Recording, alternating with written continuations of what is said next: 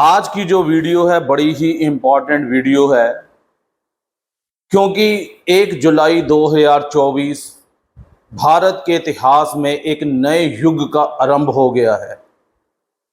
भारत सरकार 3 criminal laws को introduce किया है। आपराधिक 3 कानून, जिसे हिंदी में मैं बोलूं अगर, 3 आपराधिक कानून भारत में नए आ गए हैं। पूरी की पूरी न्यायिक प्रक्रिया, जुडिशरी सिस्टम और पुलिस सिस्टम में बहुत ही ज़्यादा चेंजेस हो गई हैं। नागरिकों को, सिटीजन्स को इन चीज़ों का पता होना चाहिए। अगर उसके बीच की डेप्थ नहीं मालूम तो कम से कम क्या ये 3 कानून आए हैं, इनके नाम तो पता होने चाहिए। तो पहला कानून है भारतीय न्याय संहिता, जिसे आप इंग्लिश में BNS के नाम से जान सकते हैं शॉर्ट वर्जन में, जो IPC की जगह रिप्लेस किया गया है। IPC अंग्रेजों का बनाया हुआ ये कानून का बुक था। लॉर्ड मैकाले के टाइम से उसी के तहत भारत में केस रजिस्टर्ड होते थे, FIRs रजिस्टर्ड होती थी। थाना सिस्टम, पुलिस सिस्टम IPC के अकॉर्डिंग चलता था। लेकिन अब IPC खत्म कर दिया गया है।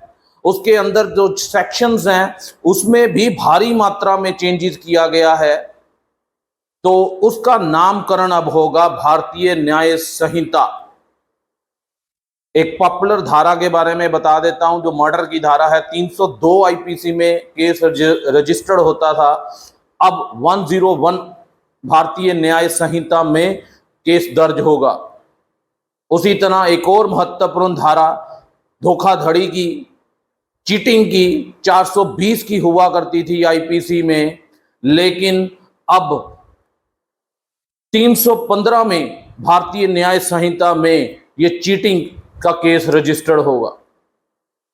पहले की धाराओं में जहां सजा कम थी, जैसा अभी 420 के बारे में बताया, इसमें 7 साल की सजा का प्रावधान था, लेकिन अब ये बढ़ाकर 10 साल कर दी गई है।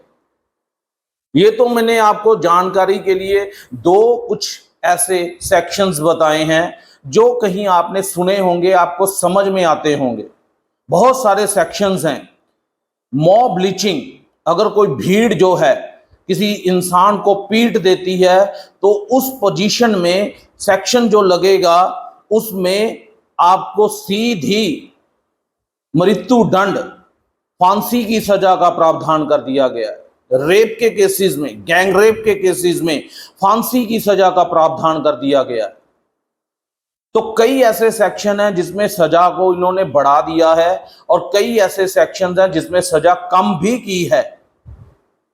0 FIR को यहां पर कानूनी रूप से इंप्लीमेंट कर दिया गया। 0 FIR का प्रोविजन पहले भी था, लेकिन लोगों को मालूम नहीं था। अब 0 FIR को कानूनी रूप से इंप्लीमेंट कर दिया गया है भारतीय न्याय संहिता में।